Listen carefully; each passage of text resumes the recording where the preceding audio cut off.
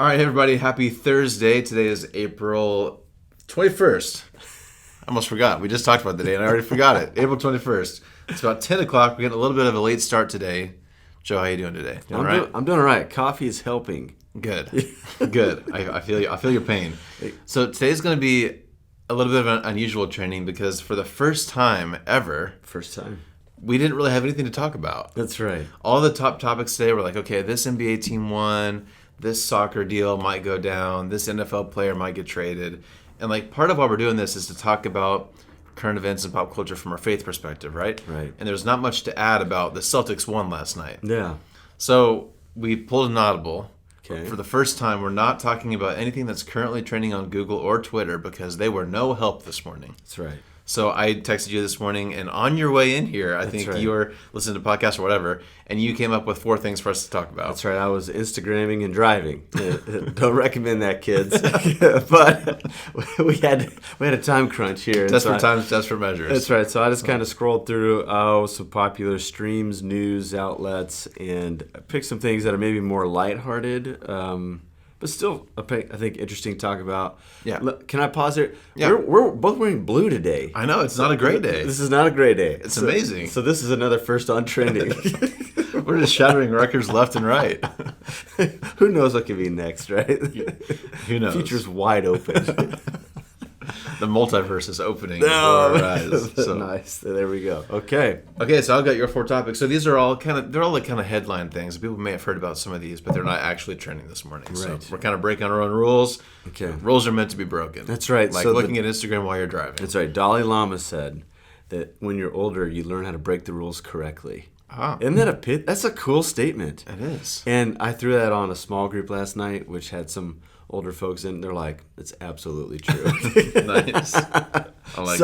All right, there you go. Okay, let's get to it. So one of the first ones that you sent me, which is a really cool story. So a lady named Jackie Hunt Barosma, I'm not sure if I'm saying her name right, but so again, you sent this to me. She's running 102 marathons in 102 days. Which is impressive in its own right. Yes. For context, that is going to be a world record. Yes. The previous record was 95 marathons in 95 days. That's right. She's going an extra week, man. Yes.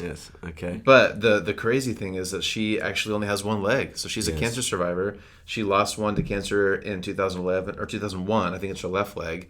So she's running 102 marathons on one leg. Right. And she's like getting great times and doing a really awesome job in all these races. She's also raising money for other runners who would like to have prosthetic limbs so they can continue to play sports. And so it's just a cool story. I think she's raised $16,000 or something like that so far, but she's still got several races to go. So pretty cool story. It's amazing. I mean, I cannot imagine that many miles, that many days, amputee, using a prosthetic device to do it, and cancer survivor, right? Yeah. I find these cancer survivor stories to be so inspirational because we all know people with cancer, people who have died from cancer, survived cancer, and people's experience with the array of cancers out there. It just does something within some people to say, like, once I get through this, if I do, like, I think there's a couple of responses, like, try to make the most of my days in regards to like staying healthy and maybe laying low because wow, that was a close one. And then some folks who what animates them through that whole experience is, man, I've got my life back and I'm going to do something crazy like run 102 marathons, 102 days, and raise money so other people could do this if they have a dream to do so. Like it should not stop them. I just think that's amazing, and so. I find the cancer survivor, people who are being treated for cancer, that to be an interesting, unique experience for people around us. I was actually just talking to some people who are going through cancer treatments in our congregation the last couple of weeks. And they want to put a support group together where people who are going through cancer, or their spouses are, where they can sit there and they can talk and they can, about their experience, upcoming things, and like garner some support, strength for one another. And so I just thought it was a cool story. And so here you go, like, simply amazing. It is. It's incredible. Yeah. And I also love it when really bad things happen to people, they choose not to be a victim, but choose to conquer it. And not only that, but I don't know much about this Jackie lady, but I saw that she ran one of her races, and her shirt just said, "A zombie took it." which I think is great. That's right. It's like when horrible things happen to you, you can choose to be bitter and upset about it, or you can run the rest of your life and have a good sense of humor, which I love it. That shirt's so punk rock. I know, I love it. Just in case you're wondering, I don't have to stop. I'm running a marathon after all. I'm trying to compete for a time. Yes. I'll just give you an idea. I think it's so awesome. I love it. Have you heard of those 5K races? It's the zombie race. I have heard of those. It's crazy. There's a 5K for everyone, literally everyone. So yes. Cool story. So thanks for sending that. And we're cheering for you, Jackie. I think it's great. Very cool story. That's awesome. Another kind of cool sports story. So sad news, first of all. So Cristiano Ronaldo, I mean, you follow soccer more than I do, or football. He's probably one of the biggest stars in the world. I know he has like one of the top Instagram followers. He's just a huge celebrity. Right. Sad news. So he and his partner, they were pregnant with twins. They gave birth just, I think, on Monday, and the baby boy unfortunately didn't make it. So the girl is alive and doing well, but the boy did not make it.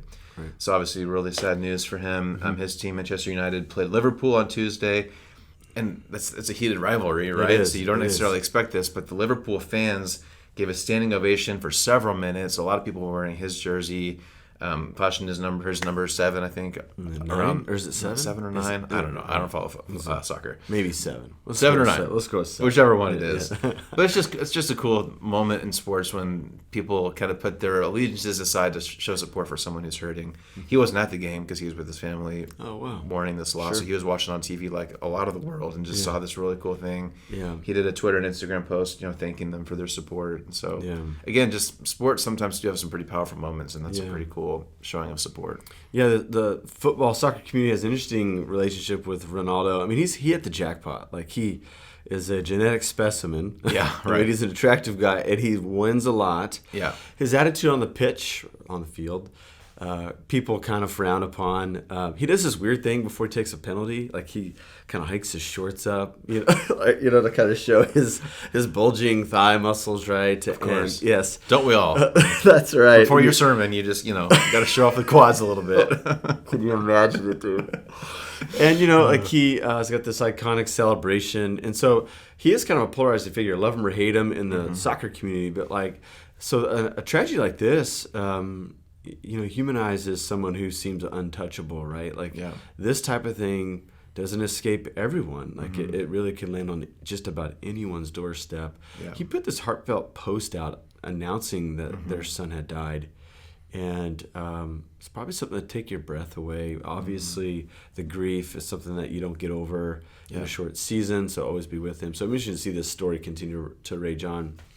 But I think in these moments, like when something unexpected happens like this, in faith communities, a whole host of questions begins to emerge, right? Because we tend to think that a life should be born and then it should go on for a while, and people should pass away later in life, right? And so when like the mold is broken, we ask a bunch of questions.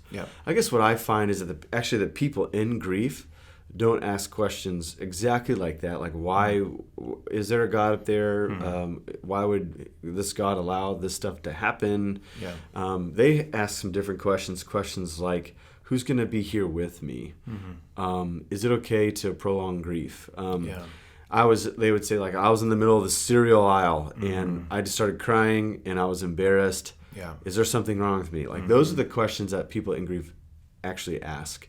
But the other stuff I think is important to ask as well, but it tends to be people who are witnessing and who are kind of spectating another person in their grief, right? But those questions are important to consider because it does get to the very studs, the very building blocks of what is reality, who is God, why do bad things happen to people, good or bad, whatever, however we want to evaluate the Ronaldos, and other people have tragedy happen, right? And so I just think what makes, no matter how advanced we get in civilization, no matter how much technology and science fills in the blanks of what people used to not know before, like, these things do cause us to say, what is behind all of this? Who was behind all of this? And what should we do in response to all that? And so I just think it's important for us, more than anything else, if you have a young one at home, like, hold them close on a day like this.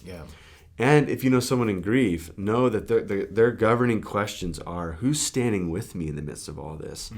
And hopefully you and I then are, like, stirred towards a response to do something and to care for the individuals who are going through grief right now.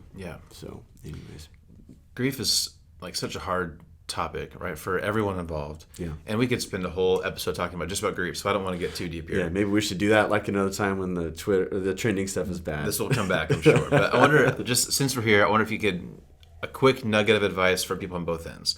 So if someone is grieving, or someone who knows someone close to them is grieving, you have just, I mean, you kind of have already, but any other just, years as a pastor, what would you kind of comfort? Because like if you have a family member or a friend who's grieving, oftentimes we don't know what to say, right? We want to be supportive, but we're afraid we're going to say the wrong thing. We're afraid to make them cry or whatever. Right. So any other nuggets for someone grieving or if someone close to us is grieving, how do we just help deal with that pain? Any other thoughts? I guess, so to keep it short here, I would say if you're grieving right now, you need to not feel like you're on a timetable. You need to allow grief to do its full work. Yeah. We really do. Like, and ancient traditions probably do this better than modern civilizations and traditions.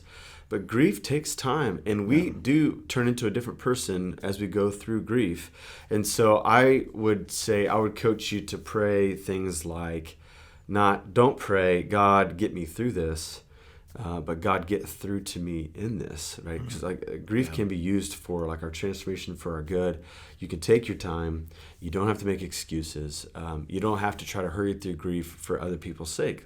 You can be a person who grieves all the way to its death. And I don't think we ever get over losing someone very close to us. And so you can also dismiss yourself of any view of that. You're always going to be walking around with a limp because of this. I think if you know a loved one going through grief, resist the temptation to give them quotations like, the joy of the Lord is your strength.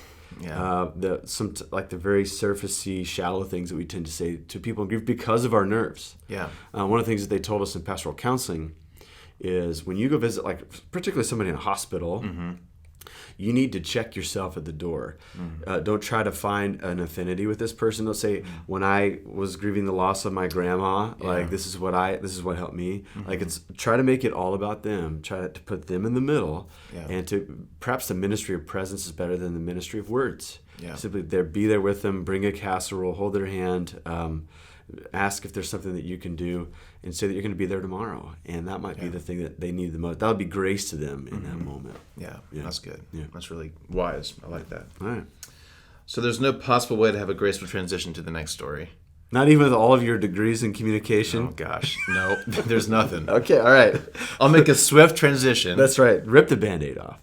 That was my grand transition, the swift transition. Okay. So, again, you sent me this story. I don't know where you found this one. But there's a scientist somewhere who found a new species of millipede. Right.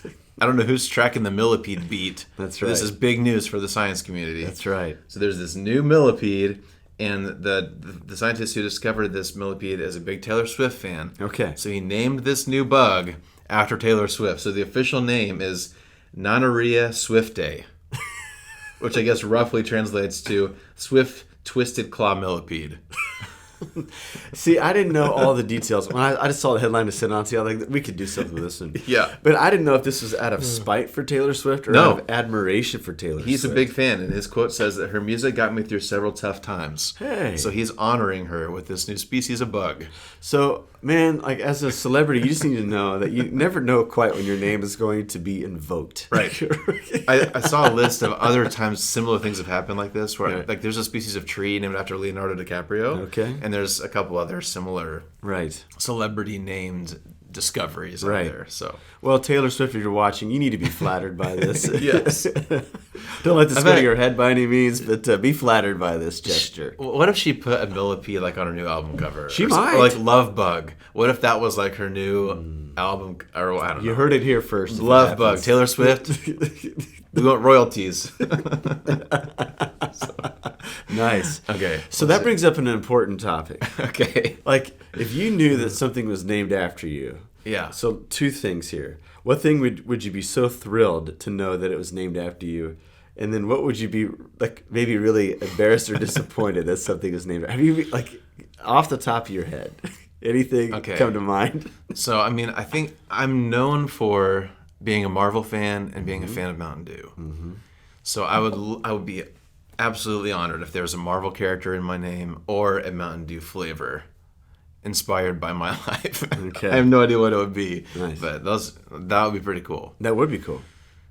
For things that I wouldn't want, I probably just about anything else. I don't know if I want my name attached to any. Like, I'm not sure if I want a bug named after me. Right.